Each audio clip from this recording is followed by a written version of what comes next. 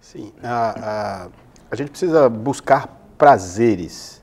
Nós precisamos nos reabastecer de coisas que nos dão um prazer físico, um prazer emocional e o prazer espiritual. Nós nos lembramos mais de recarregar os nossos celulares do que nos abastecer. E toda a questão do estresse é quando nós não nos abastecemos. Nós passamos, então, do estoque que nós temos de serotonina, desgastamos tudo isso, e o abastecimento de serotonina é gota a gota, não é? Com atividades que trazem um prazer, trazem um repouso mental, e que antigamente se chamava higiene mental, não é? Então, o que nos ajuda a escoar essas tensões do dia a dia. Porque, de alguma forma, elas vão escoar. O esporte é uma maneira de distrair, não é? E o sedentarismo, ele é um fator de risco isolado para doenças cardiovasculares. Vamos falar que é muito fácil para nós, pastores, entrarmos numa vida sedentária por aí, né? Sim. É muito cômodo, muito fácil. E a questão é prioridade. Né? Você vai falar, eu não tenho tempo, eu tenho... Mas se conduzir isso como uma prioridade é extremamente importante. Pegando uma fala do Dr. Geraldo aqui, Hudson, ele falou de ter prazer, não é? Pela sua experiência, você acha que é difícil ou é fácil o pastor encontrar prazer em alguma coisa, naquilo que ele está fazendo? Porque, levando em consideração que o pastor só trabalha com situações difíceis, porque quando o membro está indo bem, quando a igreja está indo bem, né, as pessoas não procuram muito o pastor, né? O membro, quando tá tudo bem com ele ali e tal, ele vai pouco no pastor, ele liga pouco para o pastor, mas quando ele está com muita luta, muita dificuldade, a tendência é procurar o pastor, obviamente, porque o pastor, ele vê no pastor uma pessoa de referência, alguém que tem uma palavra de sabedoria, etc. e tal. Não estou dizendo que não deve procurar o pastor, viu? Mas como é que você vê que o pastor pode encontrar esses momentos de prazer assim? Os momentos de prazer, pelo menos, eu tenho certeza quais me dão prazer. A minha dificuldade não é encontrá-los, é encontrar o tempo para fazê-los. Eu já estou até pensando aqui, já sei que chegando em casa, minha esposa vai falar assim, eu te disse, eu te falei, tá vendo? Eu tenho certeza que ela vai falar isso comigo. E porque nós temos, inclusive, conversado muito sobre isso. Inclusive, viu, Jean? Eu vejo que quem melhor sabe dizer como está a saúde emocional e espiritual e física de um pastor, não é nem ele. É a esposa dele. É a esposa dele. Então, isso é muito sério. Eu, por exemplo, eu sei o que me dá prazer. Mas agora, encontrar tempo para isso. Então, eu já saio daqui hoje sabendo... Eu preciso encontrar isso. Né? Eu tenho que achar aquelas coisas que vão me dar prazer e que vão fazer bem para a minha vida. Porque se eu não encontrar tempo para isso... Você vai ter que priorizá-las, né? Eu vou ter que priorizar. Essa que é a dificuldade nossa, né? Hudson, eu queria falar um pouquinho sobre essa questão da agenda nossa. Porque é exatamente esse o problema. Porque nós priorizamos e colocamos tudo aquilo em relação ao nosso trabalho pastoral em primeiro lugar.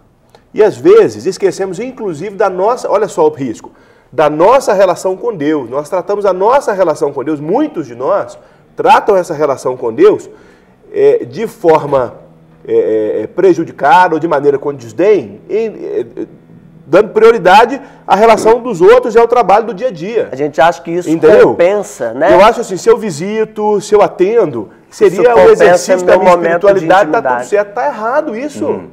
Entendeu? Eu preciso falar para os nossos pastores aqui que estão em casa, né? E também para os nossos irmãos, que é o seguinte, aqui, seres humanos, nós somos, precisamos de uma agenda que não seja inimiga da gente. E a nossa agenda é inimiga da gente. A nossa agenda é inimiga da gente. Por que ela é inimiga? Porque nós não temos uma cultura de planejamento. Fica lá atrás da nossa cabecinha que se eu parar para planejar, eu estou perdendo tempo. Eu tenho que fazer tudo aquilo que está aqui para ser feito. Eu tenho que parar para planejar. Eu tenho que entender o seguinte, olha que coisa linda o 7º dia como exemplo para a gente bíblico. Tá certo? Dia da criação. Dia da criação, dia de descanso. Né? Cristo é o descanso. Por que nós, muitas vezes, não temos o 7º dia de descanso? Por que eu na segunda-feira, desligo meu celular? Hoje, sem culpa. Há alguns anos atrás, não sem culpa, com muita culpa, nem desligava. Porque eu achava que o governo da minha localidade dependia de mim. Não depende de mim, não. Primeiro que não é minha, ela é de Deus. Essa é a consciência. A igreja é de Jesus. Sim. Eu não estou cuidando de algo que é meu, é de Cristo. Se você tirar férias, a igreja não vai morrer, né? Não vai morrer. Se eu morrer, a igreja vai continuar, entendeu? Então eu preciso ter saúde para servir bem. Então segunda-feira, desculpa, o reverendo Márcio vai tomar meu lugar. O reverendo Charles vai tomar meu lugar. Qualquer outro presbítero vai tomar meu lugar. Mas eu vou descansar. Segunda-feira eu vou dedicar a minha esposa. Eu preciso de namorar com a minha esposa. Senão ela vai separar de mim, vou ficar aí sozinho no ministério. Com certeza. Entendeu? Meus filhos precisam de atenção. Quando que eu vou ao cinema com os meus filhos? Que dia que eu vou saber dos problemas existenciais dos adolescentes, meus filhos? Entende? Então, e por falar em esposa... Não posso falar, porque ontem estava comigo, eu estou aqui escrevendo, e estou aqui assim, com todos os sintomas que eu estou com uma sinusite horrível, né? Fui ao médico, que é o médico conta até 9 horas da noite, suei a noite inteira para estar aqui. Você está falando aí, minha esposa, o negócio vai fechar hoje lá em casa. Ela vai falar, Deus está usando mesmo para falar com você. Olha, isso é tão sério. E eu tenho duas... É Adriana, não sua esposa? É Priscila. Calma, Priscila. Uau! Priscila, vai devagar. Deus já está falando, Priscila. Deus já está falando. Eu tenho algumas ovelhas na igreja, e duas especialmente. Eles me disseram assim, pastor, na nossa academia, você é a única pessoa que entra e sai a hora que quiser. Eu serei o seu personal trainer. Você pode ir quantas vezes quiser, você não vai gastar um centavo. Olha que benção. Ele falou, você e a sua esposa. Ele falou isso na frente de um monte de gente lá na cela. Eu falei, uhul, é nóis, tô lá amanhã, hein? Até hoje eu não fui. Tem 5 anos, tem 5 anos. Não, isso tem 1 mês, 2 meses, mas por quê? Falta de prioridade, não é nem de oportunidade, entendeu? A oportunidade nós temos, mas nos falta a prioridade. E, infelizmente, com o tempo passando, a gente vai percebendo e vai sentindo isso no próprio corpo. Então vamos aprender com o nosso ancião aqui. Eu queria saber, pastor Márcio, como é que o senhor fez para priorizar as coisas nesses 50 anos de ministério, pastor? Bom, em primeiro lugar, eu sou muito desorganizado. Tá vendo, Priscila? Esse não é um grande problema, as cobranças que a minha esposa faz, e a razão. Hoje ela está fazendo, nesse momento, fazendo Pilates, que é o dia... Ela tem quantos anos, pastor? Ela está com 6 anos mais novos que eu, né? 67. É, por aí. Uau. Então, o que acontece é o seguinte, eu estou fazendo Pilates também, com ela 1 vez por semana. Desculpa, e com muito respeito, é uma das mulheres mais bonitas da igreja. Isso é verdade, isso é verdade. Mas aí eu esqueci de falar que eu pertenço agora ao grupo da terceira idade, natação. Natação. Lá da academia. E é legal porque todos que ganham a prova ou que perdem, ganham medalha. O mais espetacular é que tem uma senhora com 85 anos que ela leva a piscina de 25 metros, né? Ela leva, às vezes, 3 minutos para atravessar. O Cielo faz em menos de 20 segundos, né?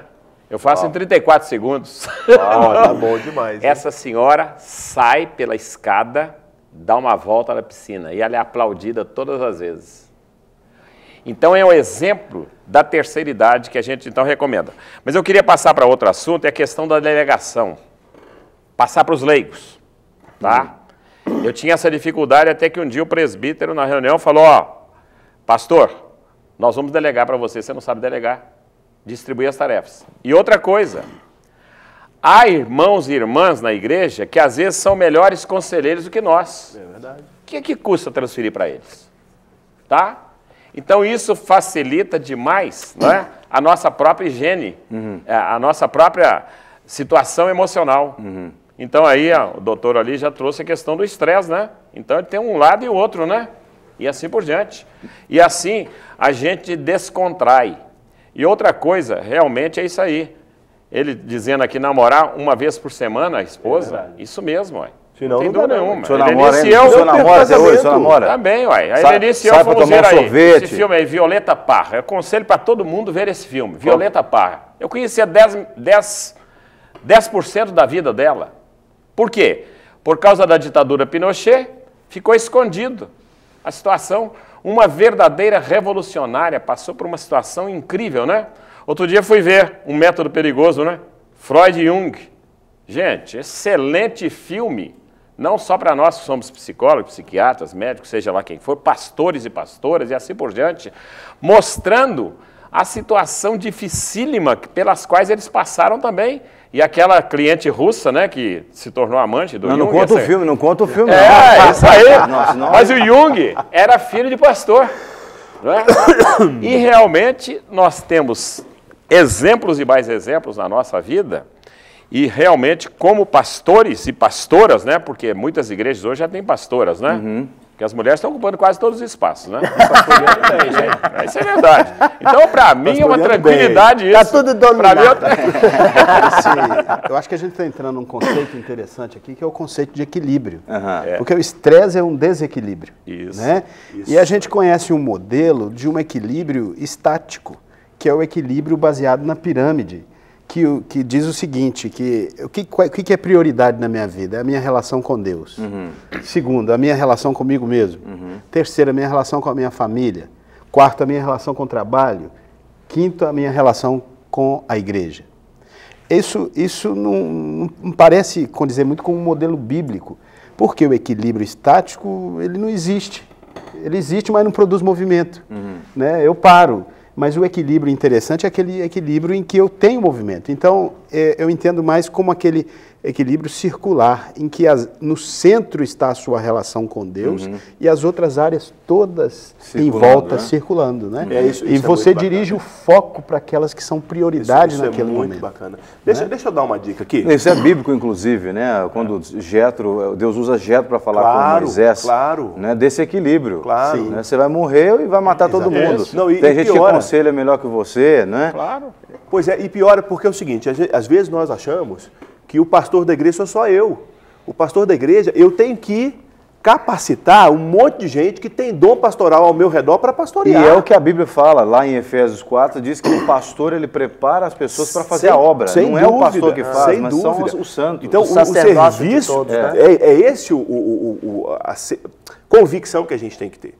Agora, Jean, uma coisa simplesinha, rapidinha, acho que todo mundo tem condição de fazer isso. Nós, pastores, e não é só a pastorada não, todo mundo, precisa de fazer uma listinha de tudo que a gente faz, entendeu? Depois, priorizar o que é mais importante, o que você não pode deixar de fazer, que é de fato importante para você. Prioriza aquilo ali, faz uma listinha separada.